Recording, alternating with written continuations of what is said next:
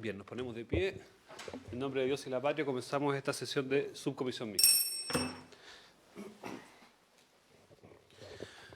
Bien, vamos a recibir hoy día a la Contralora General de la República subrogante, doña Dorothy Pérez, a la jefa de División de Administración Interna y Abastecimiento, señora Daniela Andreu. Muy buenas tardes. Al jefe del Departamento de Finanzas, señor Mauricio Rojas. Muy buenas tardes. Senadora Galilea, diputado Moreira, buenas tardes. De DIPRES, entiendo que está la jefa del sector Ministerios Políticos y Poderes Autónomos, señora Mabel Barrales, y la analista, señora Jimena Zúñiga, por acá.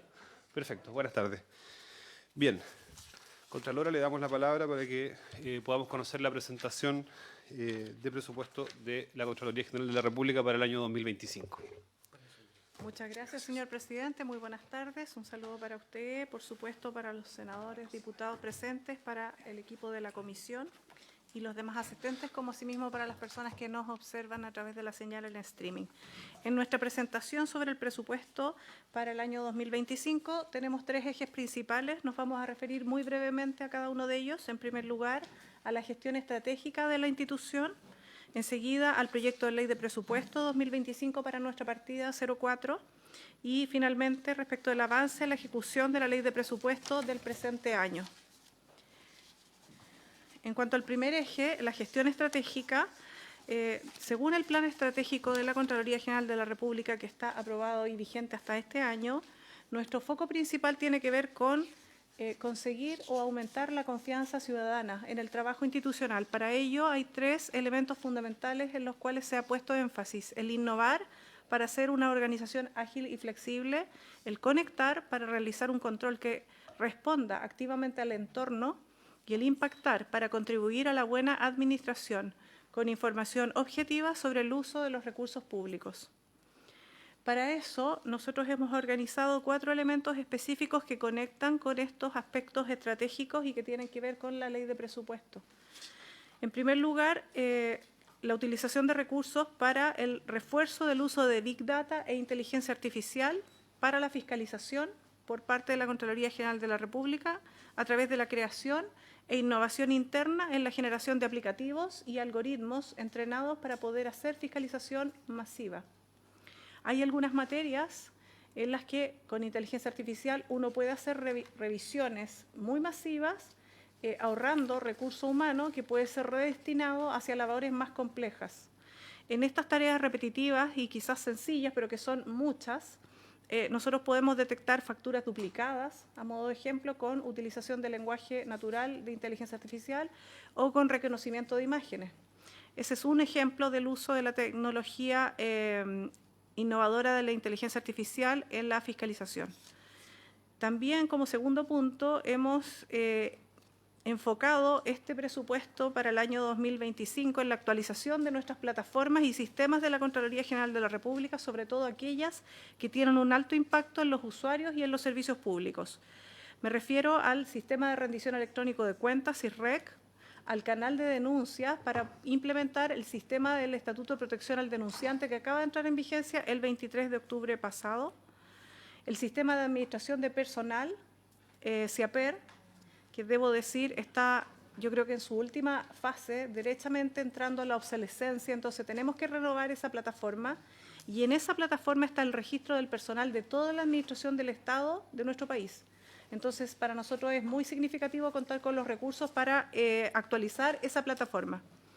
Tenemos también el sistema de tramitación documental, SISTRADOC, en el cual nosotros movemos toda la documentación que ingresa vía denuncias, reclamos, etcétera, y hacemos su control de gestión. Y también tenemos el sistema de contabilidad gubernamental, el SICOGEN, entre otras 54 plataformas que tenemos en la Contraloría General de la República.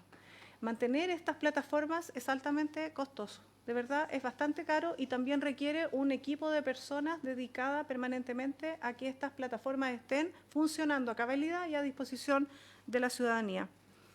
También buscamos con este presupuesto incrementar la integración con bases de datos de otros organismos públicos. Y aquí, si me permiten, señor presidente y las demás autoridades presentes, es una solicitud para que los poderes colegisladores evalúen que en la ley de presupuesto, cuando se autorice la entrega de fondos para plataformas informáticas, esto lleve un apellido, que sería en la medida en que estas plataformas nuevas logren interoperar con las demás bases de la Administración del Estado.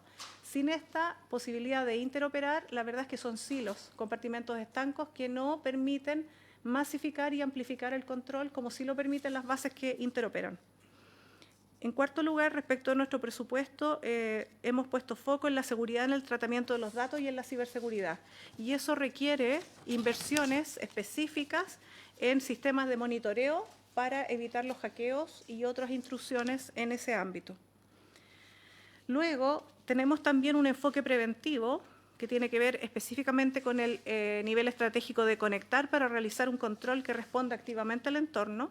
Y este enfoque preventivo busca que incrementemos los programas de formación para funcionarios públicos a través del Centro de Estudios de la Administración del Estado. Esta iniciativa, el CEA, es una buena iniciativa que dejó la administración anterior y que nosotros hemos querido cultivar y potenciar.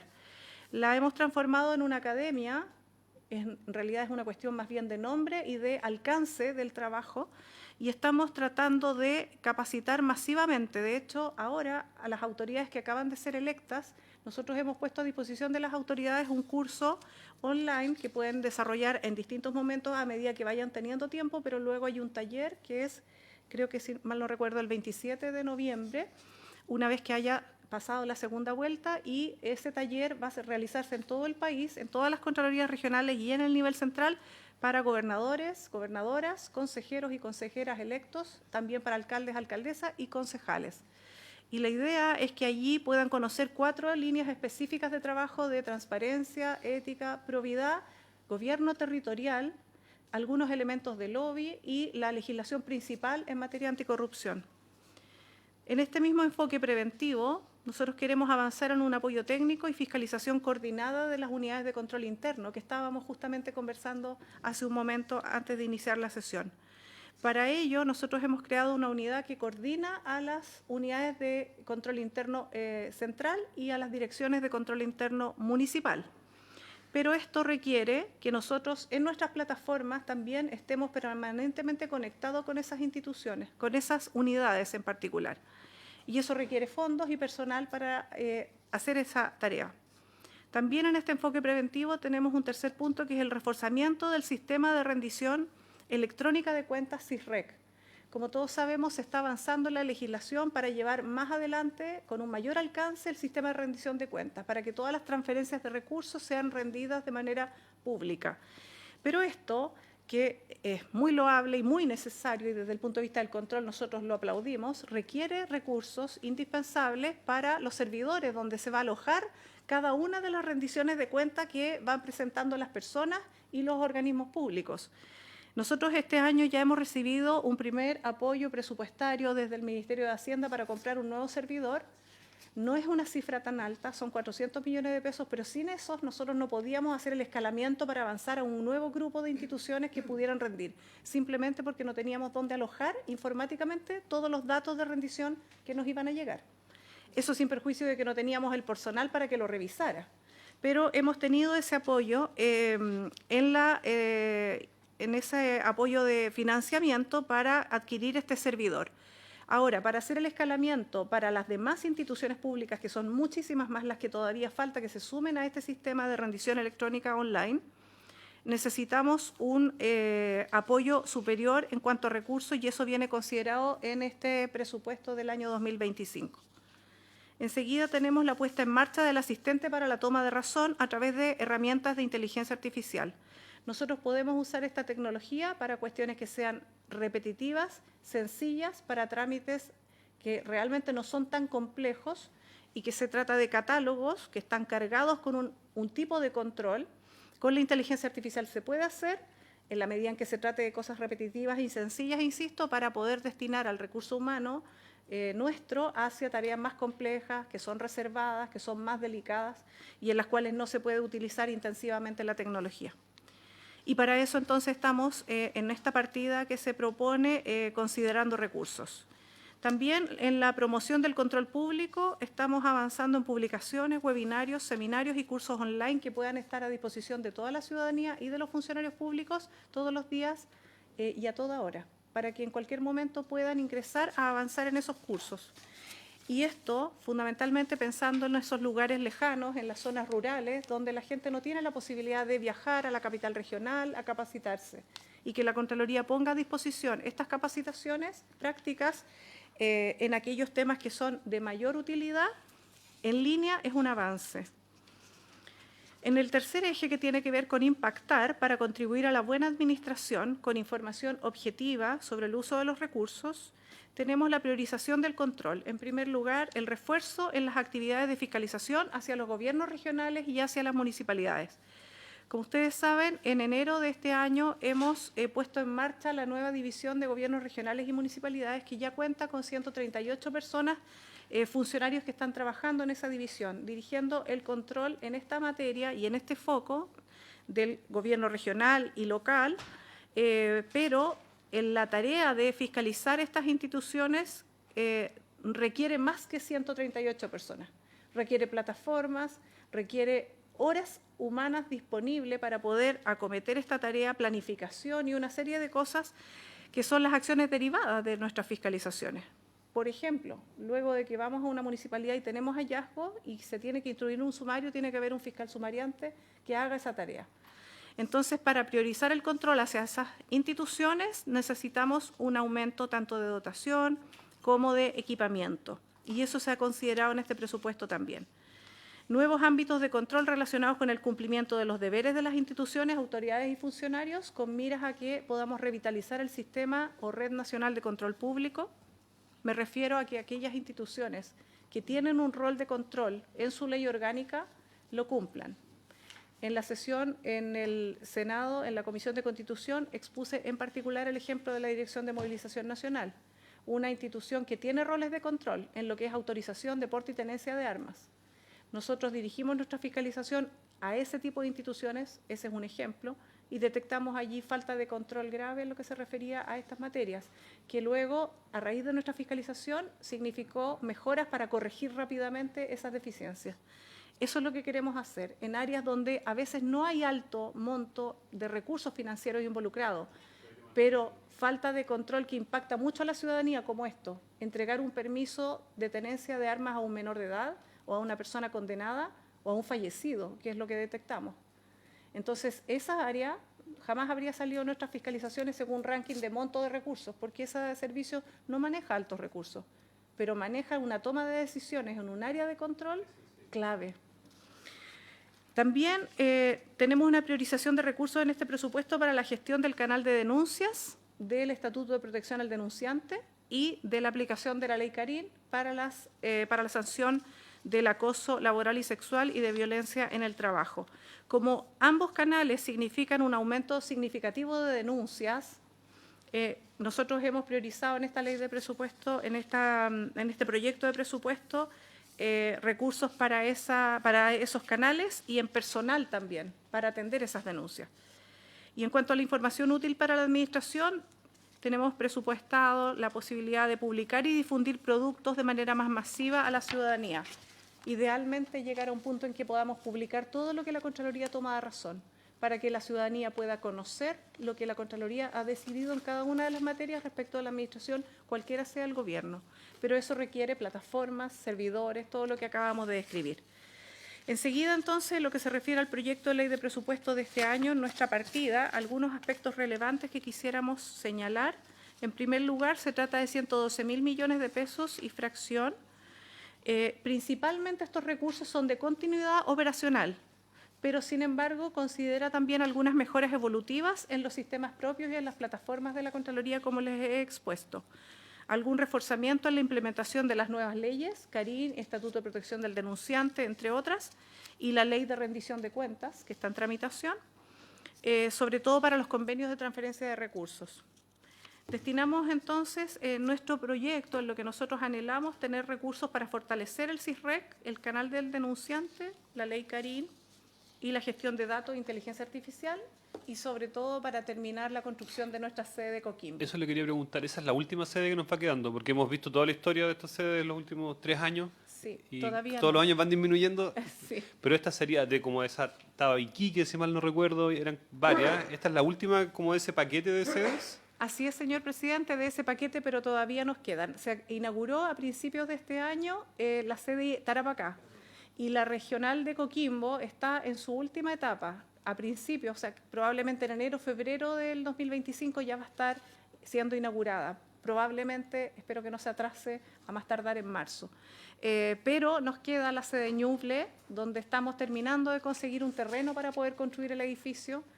Y también nos queda Atacama, que no tenemos Contraloría Regional, tenemos un edificio arrendado que no tiene el mismo estándar para el funcionamiento y para el trabajo de nuestro personal. Y bueno, y el tiempo pasa, y entonces la sede de Los Lagos, que fue creada en el 2007 en este primer paquete de esfuerzo, a estas alturas ya quedó pequeña y tenemos un proyecto de ampliación de la misma, pero que lamentablemente en este presupuesto no alcanzaba, así es que es un sueño para el siguiente año. En lo que se refiere a recursos para el refuerzo de la fiscalización y de la atención de denuncias, ahí está detallado el monto para cada una de estas líneas que he ido mencionando, para CISREC, para Canal del Denunciante. No voy a entrar a ese detalle por los efectos del tiempo, pero ustedes lo tienen a disposición allí. Este proyecto de ley de presupuesto 2025 en relación al del 2024 tiene 1,6% de aumento en gasto. Pasamos de 110.000 millones a 112.000 millones, eso es lo que se proyecta.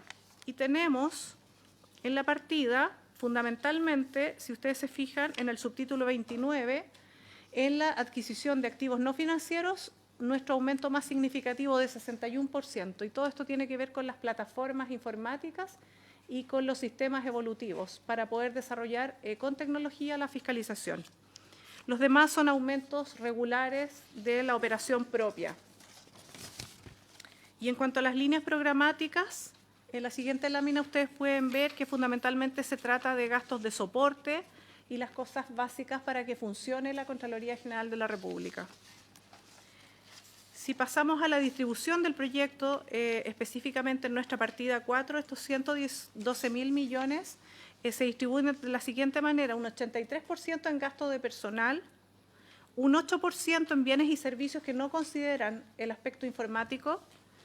En el subtítulo 22 y 29, en lo que se refiere a gasto informático, un 7%, la construcción de la sede Coquimbo, un 2% del presupuesto, y los otros son montos menores que son cercanos al 0%. Si vemos en términos de resumen del proyecto de ley para nuestra partida, tenemos en el subtítulo 21, gastos de personal, un aumento de nuestra dotación en lo que se refiere a personal para el canal de denunciante, para este nuevo estatuto de protección, que ya comenzaron a ser incorporados ahora en los últimos meses del año 2024, un aumento de 8 profesionales a partir de julio del 2025 para el sistema de rendición electrónica de cuentas, para que revisen esas rendiciones masivas que nos están empezando a llegar y que van a continuar con un aumento significativo durante el 2025. Y 10 profesionales para atender las denuncias que lleguen en aumento considerable por la ley Karim. En el subtítulo 22, sin perjuicio de todos aquellos puntos que están allí señalados, quiero hacer hincapié en el complemento de los recursos informáticos para estas líneas que les he mencionado, fundamentalmente las de desarrollos de inteligencia artificial. En el subtítulo 24 tenemos las membresías propias de nuestra institución que forma parte de la INTOSAI, que reúne a todas las contralorías a nivel internacional, y de OLACEF, que reúne a aquellas del Caribe y Latinoamérica. Y en el subtítulo 29 tenemos programas y desarrollos informáticos que he aludido, pero además tenemos la tramitación electrónica municipal en la que queremos avanzar decididamente, el proyecto Sueldo Exacto, que ustedes ya conocen y que queremos avanzar en él para poder consolidarlo, ventanilla única y el aumento de la declaración de intereses y patrimonio. Y aquí yo sé que la Comisión Especial Mixta de Presupuestos se dedica a esta materia en particular, pero no puedo dejar de decirlo, atendido que estoy exponiendo frente a parlamentarios, hacer un llamado también a los poderes colegisladores para que las declaraciones de intereses y patrimonio se vayan ampliando en su necesidad y obligatoriedad de emitirlas para todos los funcionarios públicos. Ya pasó esa etapa en que era solo para los primeros niveles jerárquicos. Hay personas en la Administración del Estado que toman decisiones muy relevantes. En la mañana di el ejemplo de los armeros. También las personas que están a cargo de la incautación y quema de drogas. No son altas jefaturas, por ende no declaran intereses y patrimonio, pero sin embargo hay un riesgo muy grande allí. Entonces es necesario ver si han tenido algún enriquecimiento ilícito. Perdone la digresión sobre este punto. Y también sobre el subtítulo 31, reiterar entonces que se considera la finalización de nuestra construcción del proyecto de la sede regional de Coquimbo. Tenemos 3 enfoques específicos sobre los recursos adicionales a la continuidad operacional. Como les decía, el presupuesto en general es de continuidad, pero tenemos algunos focos especiales que los hemos ido mencionando y que tienen que ver con la atención de estos canales nuevos de denuncia derivados de leyes nuevas, pero que los queremos atender con tecnología. Luego, la renovación de mobiliario, maquinaria y equipos, que parece sencillo, pero para nosotros es muy vital contar con los equipamientos para poder, cuando hacemos capacitaciones a la gente, entregarle los implementos y también poder poner a disposición algunas cosas que son de uso cotidiano en las capacitaciones. Los blogs, todo este tipo de cosas se hacen con máquinas que después de un tiempo requieren mantención y necesitamos recursos para esas mantenciones de nuestro equipamiento, sobre todo para nuestra imprenta. También tenemos allí el crecimiento evolutivo y la renovación de equipamiento informático, por supuesto el pago de licencias, algunas licencias nuevas que se tienen que actualizar y algunas mejoras evolutivas. La construcción de nuestra sede, como lo he mencionado ya varias veces, y ahí tenemos la imagen del estado actual de avance.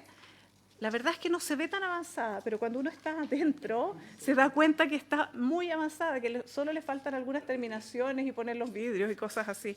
Está muy avanzada, lo que nos pone muy orgullosos respecto del trabajo que se ha hecho en conjunto con el Ministerio de Obras Públicas y, por supuesto, la empresa constructora. En lo que se refiere al tercer eje, la ejecución presupuestaria 2024, al 25 de octubre, nosotros podemos presentar un 88% de nuestra ejecución. El año pasado, a esta misma fecha, llevábamos un 82% de ejecución. Hemos avanzado un poco más que eso. Hay algunos gastos que no podemos realizar antes porque las licencias informáticas vencen a fin de año y se trata de contratos que no podemos modificar, entonces esos gastos se van a hacer en diciembre. Si no, tendríamos un aumento mucho mayor en lo que se refiere a la ejecución presupuestaria. Para ir finalizando, tenemos en la última lámina el detalle de cada una de las líneas, que incluye el gasto en remuneraciones hasta el mes de octubre, que detalla cada uno de los avances en la ejecución presupuestaria línea por línea y que totaliza un 88% de avance. Dicho lo anterior, quedo atenta, señor presidente, a las consultas que pudieran hacer los señores senadores, diputados. Muchas gracias, Contralora. La Oficina de Presupuestos del Senado nos indica que además todos los compromisos de información están al día, un 100% de cumplimiento. Senador Galilea, diputado Moreira, le ofrezco la palabra.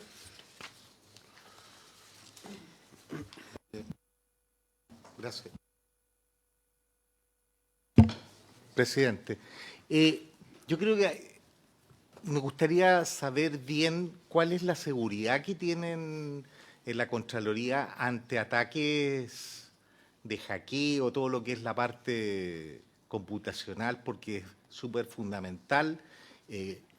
Si están bien resguardados con los equipamientos, cuál es el porcentaje de ataques que han sufrido, porque no nos olvidemos que el sistema del Banco del Estado hace un tiempo atrás estuvo muy vulnerado.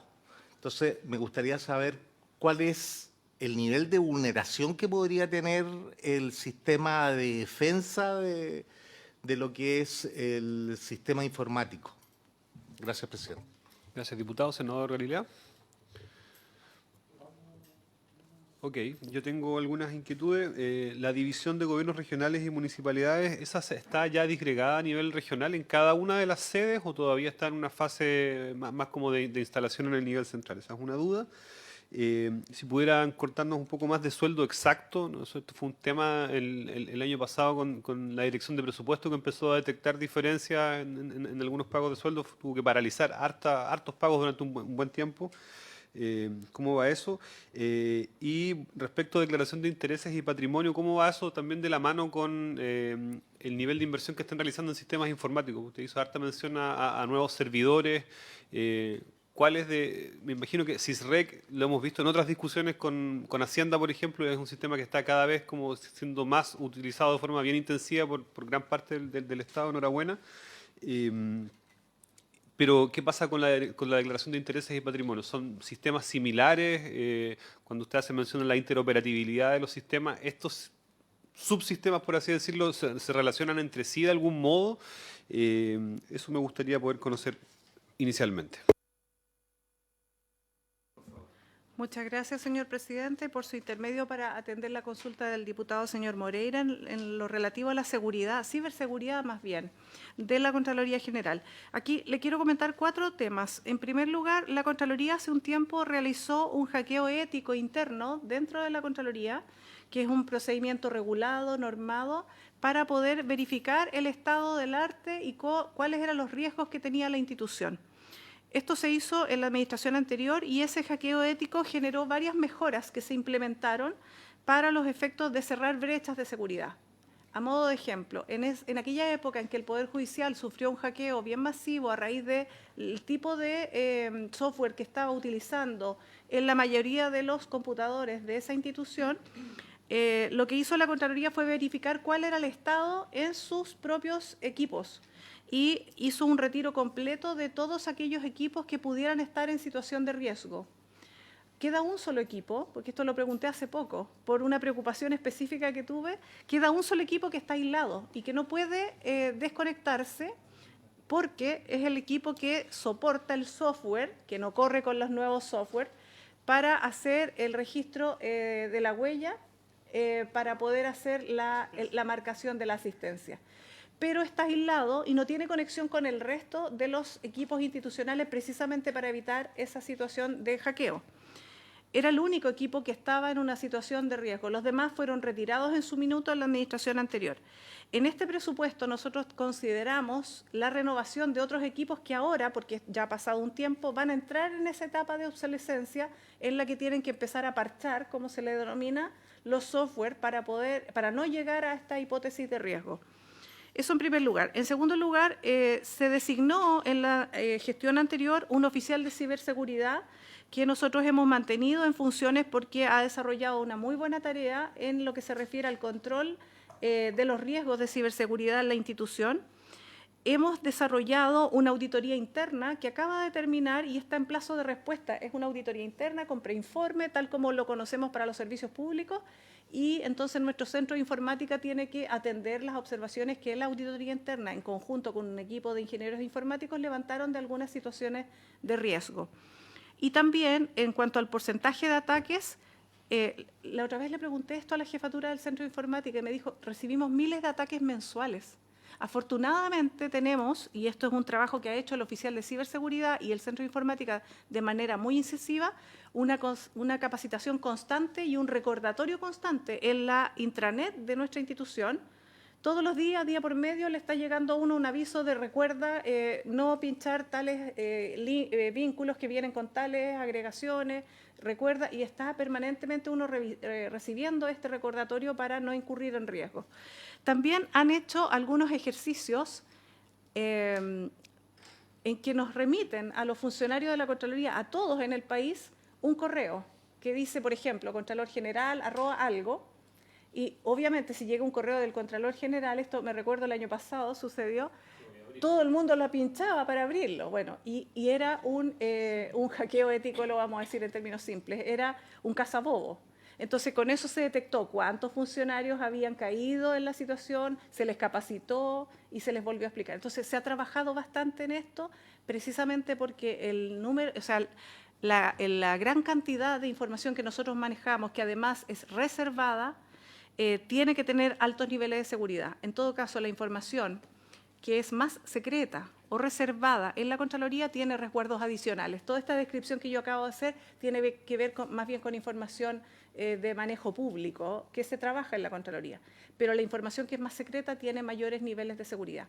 También nuestro equipo informático ha participado de algunos ejercicios. La semana antepasada participaron en conjunto con la Universidad Católica y el Ejército de Chile en algunos ejercicios de guerra cibernética para poder ver de qué manera manejar estos riesgos. Entonces, como puede ver usted, por su intermedio, señor presidente, para atender esta consulta del diputado, creo que como institución hemos estado trabajando bastante en esto, pero nunca nadie está exento de estos riesgos. Así es que tenemos que seguir en esa línea todos los días. Enseguida, en lo que se refiere a la consulta del señor presidente, respecto de la división de gobiernos regionales y municipalidades, comenzó su instalación y funcionamiento el 1 de enero del 2024.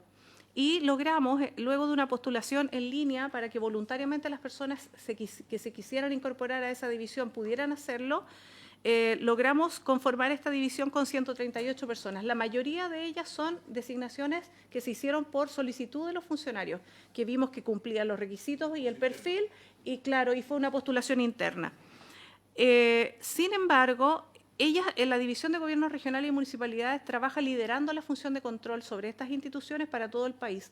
Las Contralorías regionales las reforzamos con personal. Por ejemplo, en las regiones del norte, que estaban muy alicaídas en lo que se refiere a número de abogados, fiscalizadores, hicimos concurso para incorporar 5 abogados en cada una de las Contralorías regionales de las 4 regiones más del norte, además de agregar fiscalizadores y analistas. Pero no es que vayamos a establecer un equipo de gobierno regional y municipalidades especializado en cada región, porque eso requeriría un nivel de personal que no tenemos. Pero, por mencionar un ejemplo, si yo soy funcionario de la Contraloría Regional de los Lagos y quise incorporarme a esta división, yo hoy día estoy incorporado y sigo trabajando desde el mismo sitio de siempre en la Contraloría en Puerto Montt, ¿o me tuve que cambiar al nivel central a Santiago físicamente, digamos?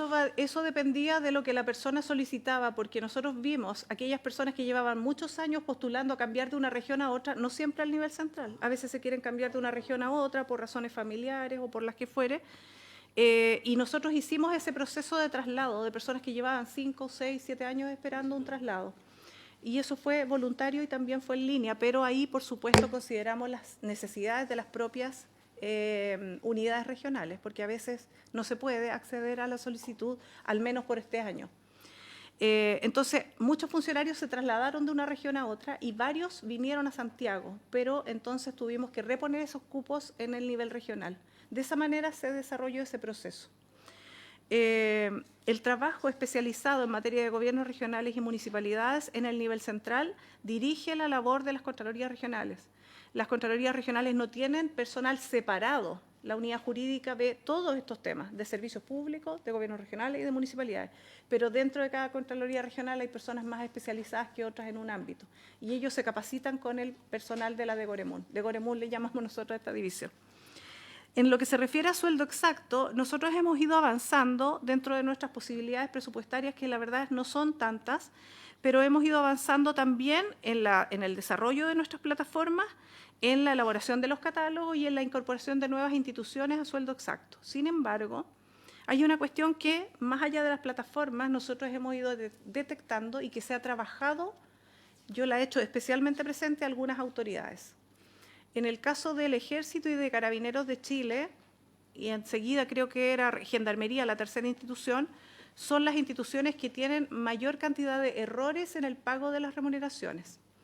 Con el comandante en jefe del Ejército nosotros tuvimos una reunión donde específicamente tratamos este tema y fue muy fructífera porque el comandante en jefe del Ejército dispuso inmediatamente medidas de control a través de su Contraloría Interna para evitar que se siguieran produciendo estos errores. También, además, dispuso que todo el personal de la institución, todo el personal del Ejército de Chile se sumara a las capacitaciones del Centro de Estudio de la Administración del Estado, para la primera línea de aprender lo que es la administración, pero también para los equipos de finanzas, para que se capacitaran en esta materia. Entonces, yo creo que hemos ido avanzando más allá de la plataforma en esta otra gestión. Nos falta avanzar con Carabineros y Gendarmería de Chile. Que le interrumpa. ¿Y esas diferencias o errores en el pago eran diferencias usualmente hacia arriba o hacia abajo o era muy variable? Estamos hablando de montos muy cuantiosos, estamos hablando de miles de millones, estoy hablando de la suma de remuneraciones mal pagadas en varios periodos, en un grupo de 60.000 personas en Carabineros. Entonces esto se produce, pagan asignaciones. A modo de ejemplo, una persona es trasladada de una región a otra, en la región donde estaba tenía derecho a zona, por la zona extrema, y, qué sé yo, en mayo la trasladan a Santiago, ya no tiene derecho a zona extrema de mayo a diciembre, y le siguen pagando mayo hasta diciembre la zona extrema. En el Ejército, luego de esta gestión que hicimos y esta conversación con el comandante en jefe, él dispuso que se cortaba de inmediato. Y así fue, y lo hemos ido verificando. En caso de Carabineros no hemos avanzado todavía en ello. ¿Y eso ha incorporado reintegros al fisco o ver otro tipo de responsabilidades administrativas y penales eventualmente? ¿O se asume que son errores y una vez que se descubre el error, cómo se prosigue? Claro, nosotros en lo que se refiere a las instituciones que tienen más pagos irregulares, nosotros estamos con una labor fiscalizadora y de capacitación. Y en sueldo exacto, además, se dirigió específicamente a Carabineros en la gestión anterior para los efectos de que ordenaran el pago de sus remuneraciones por este riesgo que se detectó. Hay ocasiones en las que se denuncia al Ministerio Público dependiendo de la materia que se trate. Hay otras ocasiones en que se persigue la responsabilidad administrativa. Todo depende del caso.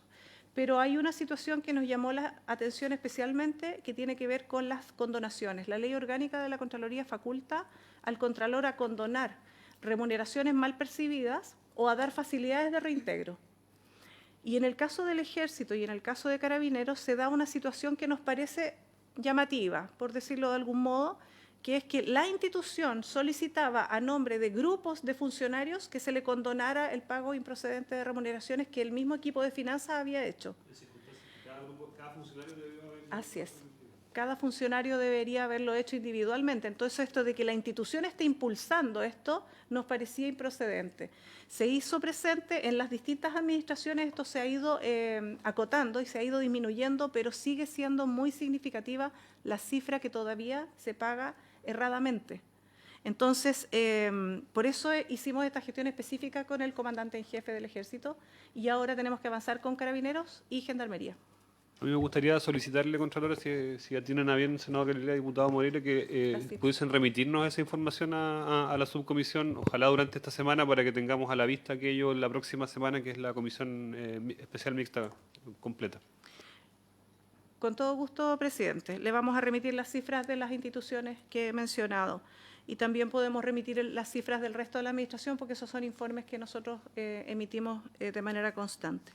En lo que se refiere a las declaraciones de intereses y patrimonio, perdón, discúlpeme. Gracias, presidente. Yo tenía anotada una pregunta que tiene que ver con este tema, así que aprovecho antes del cambio de tema.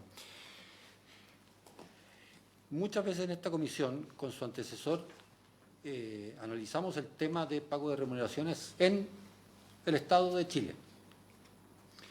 Claro, probablemente los casos más renombrados son los problemas en Carabineros y qué sé yo, pero lo que recuerdo en sesiones similares a esta es que, dada la cantidad de ítems, no solamente los PMG, sino que asignaciones por esto, por lo otro, por aquí, por allá, resultaba muy complejo efectivamente poder determinar si el sueldo de un determinado funcionario público estaba bien pagado o estaba mal pagado. Como es bastante natural, si es que estaba mal pagado hacia la baja, el que suele ser el mejor fiscalizador, ¿quién es? El propio funcionario. Pero si a uno le pagaron, no sé, 50.000 pesos más, o 120.000 pesos más, o 200, dada la cantidad de cosas, puede que ni siquiera el funcionario esté muy consciente de por qué le pagaron más ese mes, ese determinado mes. Entonces, el esfuerzo, y hacia allá va mi pregunta, el esfuerzo que nosotros entendíamos que estaba haciendo la Contraloría es el desarrollo de una, lo voy a decir así, de una plataforma de recursos humanos propia y que fuera progresivamente siendo la única plataforma de recursos humanos de todas las instituciones del Estado, cosa de que la propia Contraloría justamente tuviese la certeza de que la remuneración, las asignaciones, los PMG, todo coincidiera y estuviese hecho de acuerdo a la ley y que cuando se generaba un contrato, se modificaba un contrato, se hiciera sobre esta plataforma a fin de tener certezas de que efectivamente la remuneración que se estaba pagando era la correcta. Y recuerdo también de que había como un cronograma de instituciones que se iban paulatinamente incorporando a esta, no sé si es lo correcto decirlo así, plataforma de recursos humanos generado por la propia Contraloría para evitar esta cuestión que era muy masiva. Cada institución tenía sus propios sistemas de pago, cada institución podía equivocarse 1000 veces y por tanto fiscalizar incluso eso por parte de la Contraloría era extremadamente complejo. Entonces, me alargué mucho, pero lo que quiero saber es cómo va esa plataforma de recursos humanos y si se han ido, efectivamente, si hay una meta, porque eso es lo que me interesa saber, si es que hay una meta de ingresos de instituciones y cuándo se prevé que el 100% de instituciones públicas del Estado van a estar efectivamente incorporadas en esa plataforma, que es la única manera real, Contralora, de hacer un control eficiente de eso, si no es tal la cantidad de datos y de casuística de personas que tienen distintas condiciones de remuneración que resulta prácticamente impracticable un control eficiente de eso. Entonces, perdón por lo largo, pero quería más precisión en cómo va avanzando todo esto que ya tiene años de esfuerzo por parte de la Contraloría. Diputado Moreira y luego la Contralora. A ver, cuando a mí me pagan más, por ejemplo, estábamos hablando de ese bono, una persona que está en zona extrema, después se va a otra área, sabe perfectamente con su liquidación que le están pagando de más.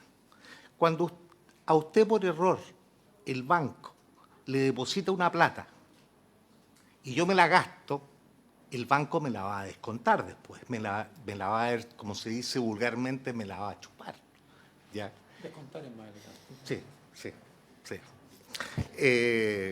Entonces yo creo que hay que tener mucho cuidado porque hay una responsabilidad mía. Si y me ha pasado, a veces he visto que me han depositado más plata sin ver ni siquiera la cartola. Yo consulto aquí en contabilidad a qué se debe esa plata cuando tú tienes que pedir reembolso, por ejemplo, ¿ya? Entonces, yo creo que hay una gran responsabilidad y aquí no puede haber condonación, porque es injusto, es muy injusto. Nosotros tenemos que ser correctos y más encima funcionarios públicos. No se puede tolerar eso. Y si a mí me pagaron durante 1 año o 5 años ese exceso, lo voy a tener que devolver. Me darán las cuotas que sean, pero esa plata se tiene que devolver. Yo creo que es una mala señal de buscar después que te condonen eso. Yo creo que en esto hay que ser enérgico y no puede ser. O sea, yo insisto, o sea, hay una responsabilidad y sobre todo una responsabilidad de probidad. Porque no nos hagamos los tontos que yo no sé si a ti te entregan una cartola. Si a mí me pagaban 5, normal, y después me pagan 8, yo pregunto. Entonces, yo en lo personal creo que ese es un tema muy grave y que obviamente tiene que haber una gran responsabilidad también del área de finanzas, que son los responsables de ese error, ¿ya? Y es por eso que tienen que haber los recursos necesarios para que las distintas reparticiones del Estado tengan los recursos, sobre todo para los controles informáticos. Gracias, diputado. Contralora, le vamos a pedir que nos pueda responder acotadamente estas últimas inquietudes. Luego ponemos la partida en votación y si es que si quedaran... lo que pasa es que tenemos al Ministerio de Defensa ya en espera y ambos diputados tenemos que también ir a sala y volver. Es complejo. Vamos a tener poco quórum. Entonces, la propuesta sería que pudiéramos votar la partida y si quedan respuestas pendientes, esas respuestas se pueden acercar a la Comisión Especial Mixta de la próxima semana. Pero veo su rostro de decepción. Tratemos de que nos pueda responder de forma bien sucinta y si usted tiene otras inquietudes, también las puede manifestar de forma bien concreta. No, y las puede mandar por correo y se las van a... Muchas gracias, señor presidente, por su intermedio para atender las consultas, en primer lugar, del senador señor Galilea, en lo que se refiere a las instituciones que se han ido incorporando en esta plataforma denominada Sueldo Exacto, que es distinta del CIAPER. ¿ya? Son distintas. En el CIAPER tenemos toda la administración, pero no las remuneraciones. Y en Sueldo Exacto tenemos las remuneraciones.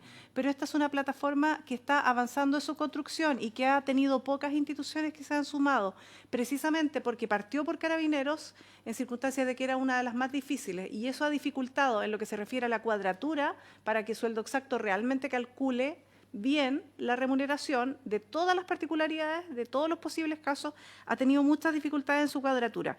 Propongo, señor presidente, si me lo permite, para responder al senador Galilea, mandarle el cronograma específico, porque no lo tengo acá a mano, pero poder enviárselo de la incorporación que está pactada y el avance hasta el minuto. Y en lo que... Por supuesto. Claro, por supuesto. Y también en lo que se refiere a la consulta del diputado señor Moreira, por su intermedio, señor presidente, hace 5 meses quien le habla emitió un instructivo interno que está publicado en nuestra página web que establece la prohibición de condonar remuneraciones indebidamente percibidas, salvo en aquellos casos que son razones extremas y humanitarias. La Contraloría tenía hasta la administración anterior y por muchos años un criterio en que condonaba el 50% y por el resto daba cuotas. Pero esto de verdad desde el punto de vista del riesgo es un riesgo muy alto, porque si alguna jefatura de finanzas se ponía de acuerdo con un grupo de funcionarios en pagarle mal, a sabiendas de que la Contraloría le iba a condonar el 50%, estábamos en una situación crítica. Y por esa razón, nosotros lo que hicimos fue un levantamiento de cuántos casos habían y nos dimos cuenta que estaba el Ejército, Carabineros, Gendarmería y ahí había un riesgo. Conversamos, como les expuse hace un rato, con algunas de esas instituciones y a nivel interno se estableció la instrucción de que no se condona salvo en casos humanitarios de personas que tengan graves enfermedades como un cáncer terminal. No está el ejemplo allí, pero lo expuse cuando les mandé la instrucción a las distintas jefaturas. No se condona salvo que se trate de una persona que está en una situación crítica de vida. Y lo que sí, se dan cuotas. Y también se pone límite a las cuotas, porque había personas que estaban recibiendo cuotas hasta de 4 o 5 años, a veces por montos muy menores. Y la tasa de interés es 12%, terminaban pagando muchísimo más de lo que entonces no correspondía. Eso es lo que les puedo señalar sin perjuicio de comprometer ante la comisión, remitir los antecedentes adicionales para atender la consulta del senador Galilea. Perfecto, Contralora, gracias. Senador. Contralora, una pregunta. Todo el esfuerzo que se va a hacer por atender las denuncias por ley Karim, ¿es solo por las denuncias internas en la Contraloría? Porque no recuerdo si la Contraloría tiene que absolver de alguna manera denuncias por ley Karim de los servicios públicos en general. ¿Cuál es la situación exacta ahí? Alcanzo a complementar con una muy cortita, que estaba al principio de su presentación. Usted se refería al refuerzo del uso del Big Data e inteligencia artificial a través de una creación e innovación interna en la generación de aplicaciones y algoritmos con órdenes simples. ¿Eso es un pilotaje para cosas muy pequeñas todavía o ya es una política asentada y extendida? La última, estamos rematando. La última. ¿Por qué esa diferencia con que a una persona que esté enferma, esté terminal, ¿por qué si le pagaron una cantidad X, ¿no es cierto?, ¿por qué no le van a cobrar esa plata?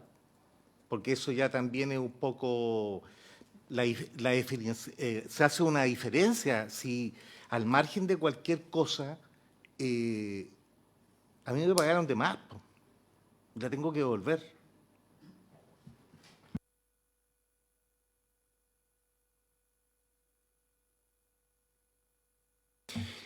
En el denunciante anónimo, 35 profesionales, es decir, el incremento más grande de profesionales está dedicado a eso. ¿Va a ser los 35 al tiro año 2025 o es una progresión en la medida que esto empieza? Porque el tema es complejo. El estatuto dice que cualquier persona puede denunciar si es que hay hechos relevantes, se considera hecho relevante si es que hay eventualmente daño patrimonial para el Estado. La Contraloría tiene que oficiar al servicio cuestionado, ese tiene que empezar un sumario, si es que no lo empieza lo puede empezar la propia Contraloría, en fin. ¿Cómo es la progresión de personal del estatuto del denunciante anónimo? Y no pregunto más. Gracias, senador. Ahora sí, Contralora.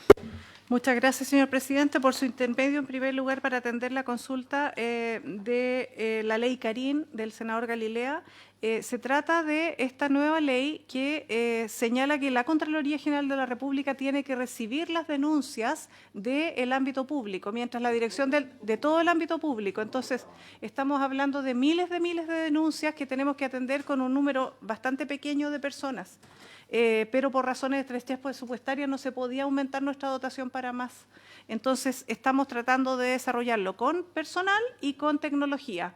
Hemos establecido un mecanismo de filtro, que le hemos llamado así, que es un sistema de admisibilidad para poder verificar muy bien, con un equipo de 3 personas solamente, verificar todo lo que va ingresando. En un primer apronte nos fuimos dando cuenta que hasta el 70% de las denuncias en otra materia en la que piloteamos podíamos filtrarlo porque no cumplía los requisitos. La denuncia estaba mal hecha, no identificaba algunos elementos básicos. Entonces, de esa manera, ese 30% sería lo que tendríamos que atender.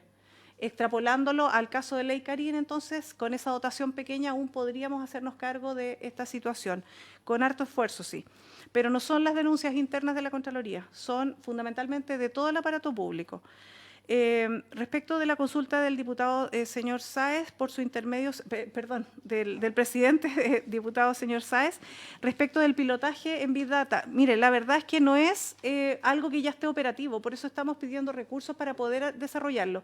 Hemos hecho algunas pequeñas iniciativas con los fondos que teníamos, pero para poder hacerlo escalar necesitamos estos fondos. En la consulta del diputado señor Moreira, por su intermedio, señor presidente, tiene que ver con licencias médicas rechazadas de personas que están en grave situación de salud y que de verdad no tienen cómo devolver los fondos y a pesar de que hayan apelado una y otra vez, les han rechazado la licencia. Entonces, en ese caso es el único en que se autorizó condonar. En los demás se prohibió y la Contraloría históricamente condonaba hasta el 50%. La verdad es que era una pérdida de recursos enorme. Después, en lo que se refiere a la consulta del diputado señor Galilea, por su intermedio, señor presidente, en cuanto al Estatuto de Protección al Denunciante, estos 35 profesionales son progresivos.